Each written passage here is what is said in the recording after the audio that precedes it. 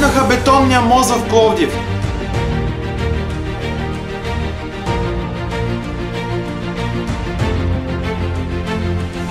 Но аз все пак имах възможността за последно да се изкача по него.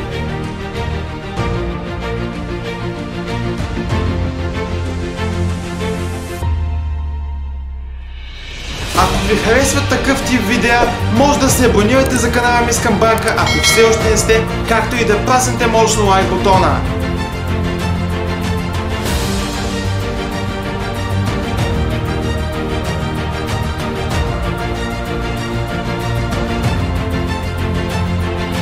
А сега да продължаваме напред с видеото.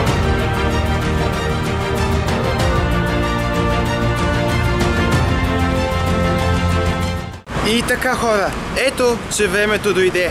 След само 2 дни затварят бетонния мост в град Пловдив. Това означава, че започва финалната част от ремонта на НКЖИ и БДЖ.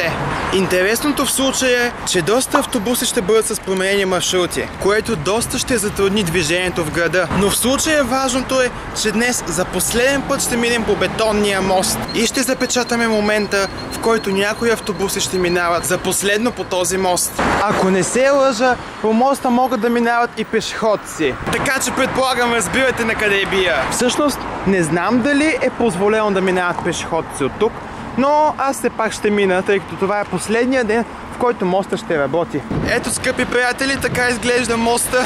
Някой от вас го вижда всеки ден. Ето, 11-ката ме подминава. Ами хора, някак си успях да мина. Не знам колко беше позволено да се минава оттам, но аз успях.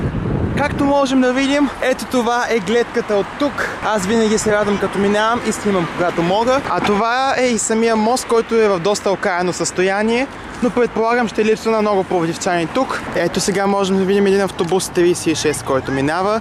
Аз до сега не съм се качвал тук, но ето че го виждам на живо. Шофьорът даже ми махна за спомен. И като цяло, хора, това е положението тук. В момента може да видите докъде е стигнал ремонта с влаковете. Има доста готови коловози, има и доста, които трябва да първа да се сложат. Видеото се снима на 14.06.2024 година и се надявам много, че до края на годината ще приключи този ремонт.